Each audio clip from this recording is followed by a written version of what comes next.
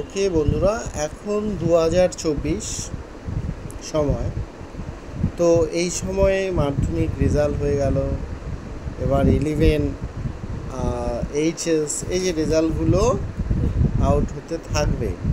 তো এই সময়ে যে শব্দটা বেশি করে শোনা যায় সেটি হলো যে টেনে টুনে পাস করা। যে ছেলেটি টেনে টুনে পরীক্ষায় পাস করেছে। তো ইংরেজিতে কি করে লিখবে দেখো বা বলবে? দ্য বয় পাস্ট দ্য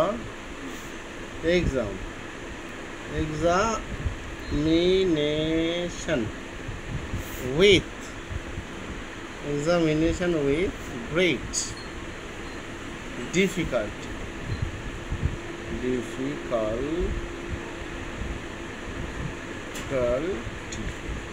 তো কি হলো বন্ধুরা, দেখো টেনে টুনে পাস করেছে, ছেলেটি টেনে টুনে পরীক্ষায় পাস করেছে।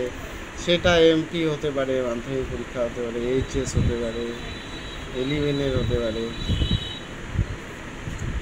এইরকম করে দেখো। যদি কখনো প্রয়োজনে লাগে তো এটা দেখে নাও।